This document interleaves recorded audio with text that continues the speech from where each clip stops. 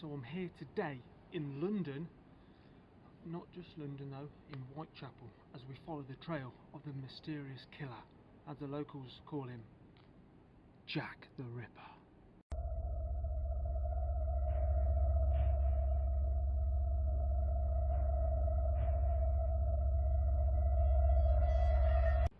Hello everybody, hope you're doing great.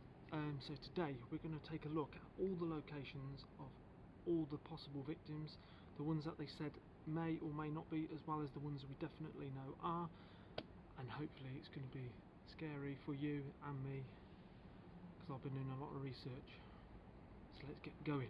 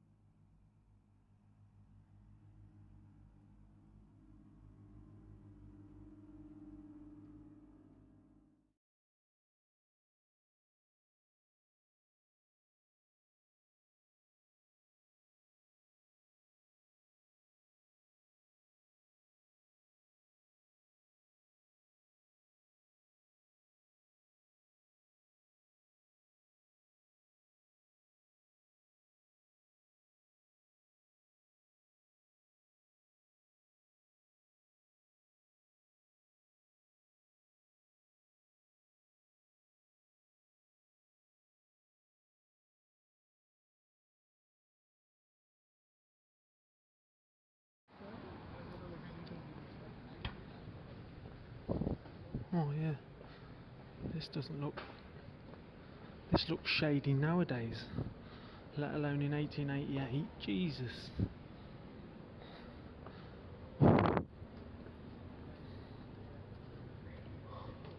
Still got the old cobbles.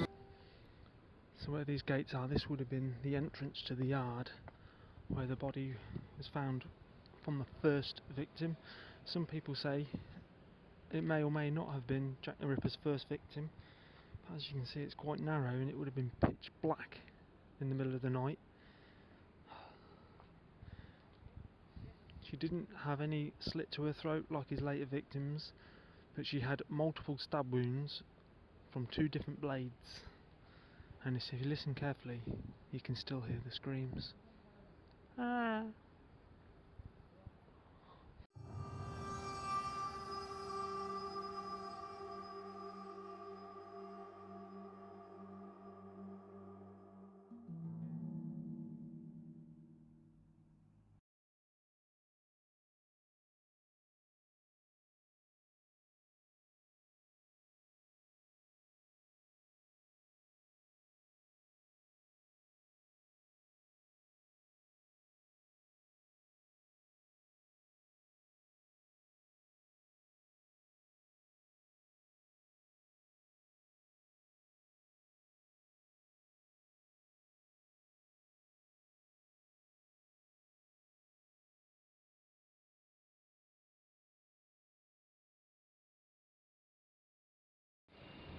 So we're now entering the street where the second victim was found,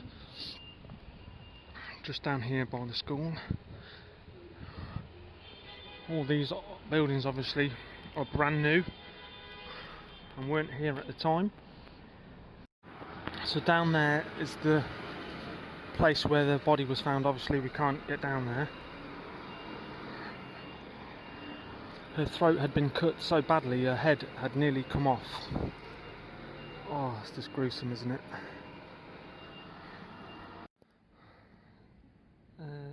That is the doorway just there where the body was found. I can't get any closer. Because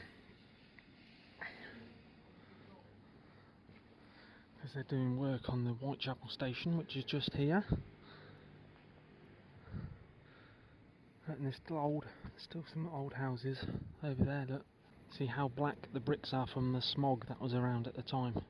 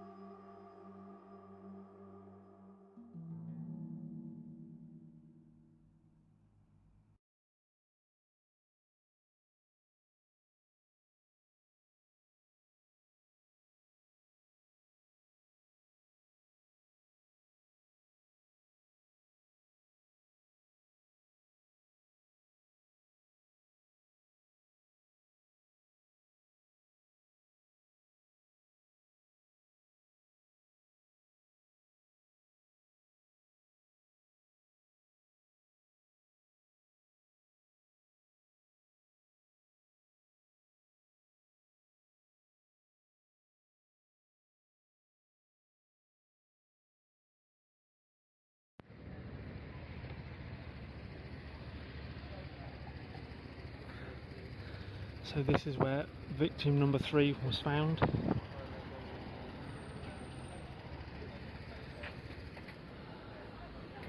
This time not only her throat was slit, her womb had been stolen.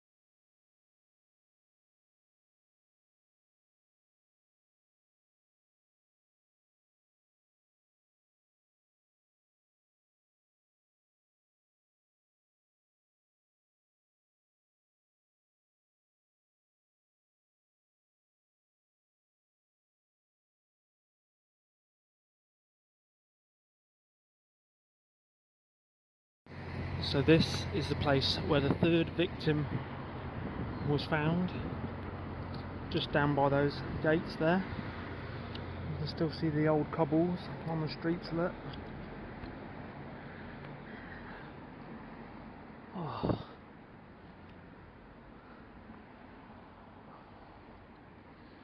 There used to be a pub on the corner, I think it might have been there. That's what these are for. That's where they used to drink, and they used to take their clients down the alleyways here for a knee trembler, just so they could earn money to have enough for a room for the night. Because these were like slums back in the day. Yeah, I mean, it still looks like a slum to me. Should we give him a wave?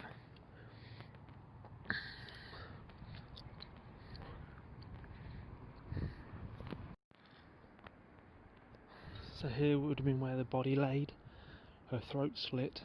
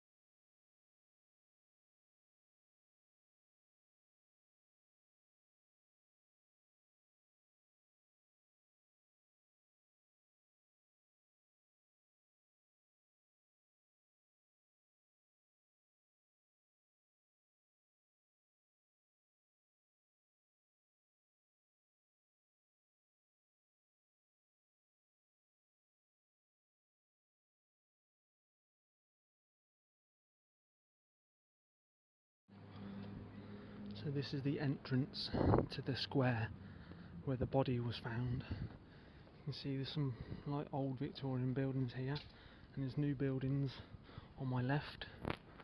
Oh, it's quite spooky because I've been reading so much about it over the last couple of days.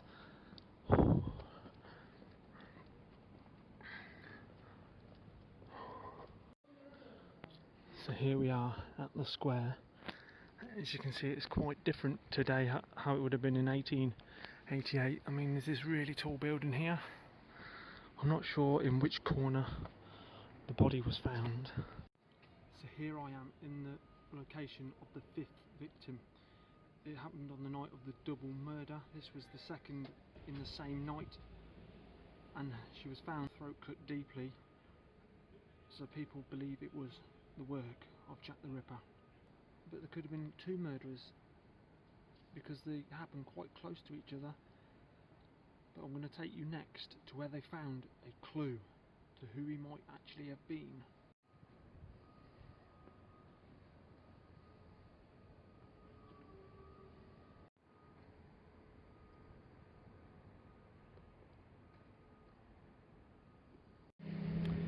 See, there's a picture of her. She was arrested and released just before the murder took place for being drunk. She was recorded staying in a workhouse, and she gave her name as nothing. And within an hour of her release, she was found murdered.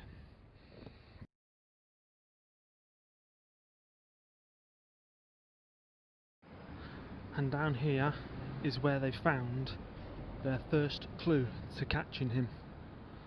A piece of bonnet drenched in blood.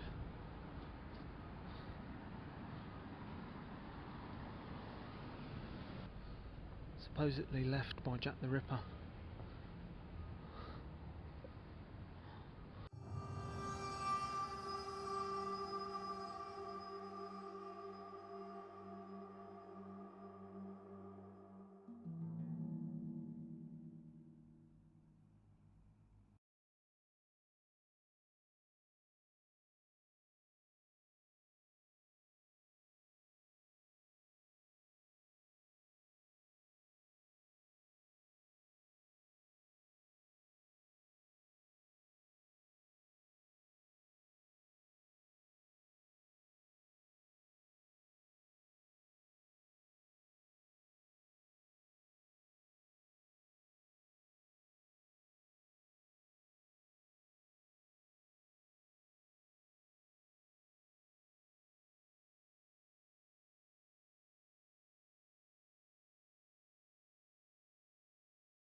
So there's the Queen's Head, where some say the last of Jack's victims used to drink.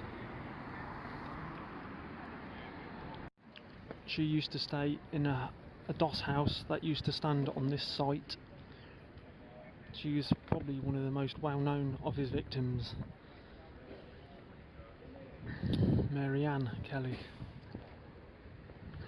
who was found brutally mutilated. They found lumps of her flesh on the bedside table. She had her legs cut open, her organs had been taken out and arranged around the body, and the only way they could identify her was from her eyes and her ears.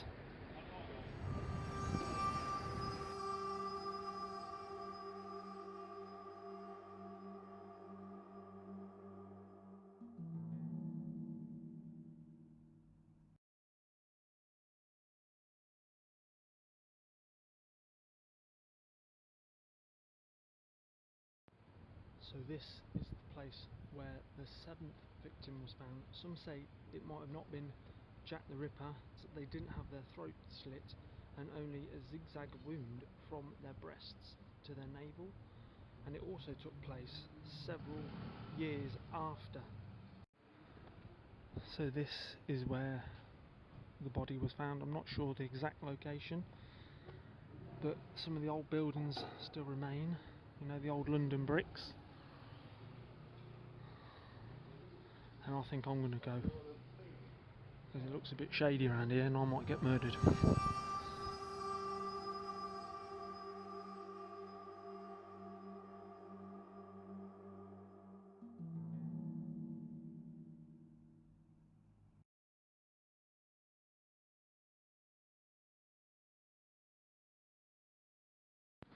So we're now approaching the final stop on our tour, where the final victim was found.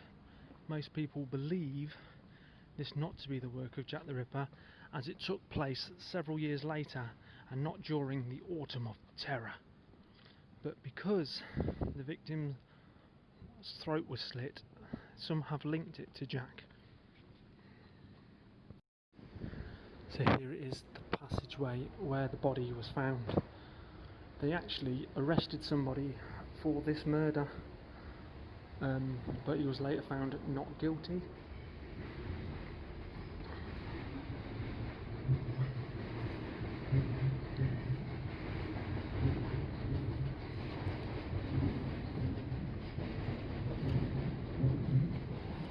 Oh, it stinks. I wouldn't come down here in the dark nowadays, let alone back in 1889.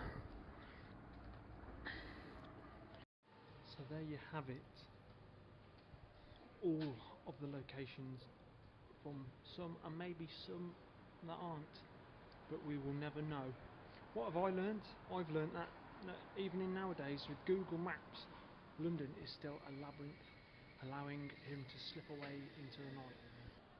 And if you want to learn more, I will leave a link in the description of where I researched all of the murders, so you can check it out. It's a good read. It took me a couple of hours to read through it all. So what actually did happen to Jack? Some say he grew ill and passed away, others say he fled the country and lived in isolation for the rest of his life. We may never know, or will we?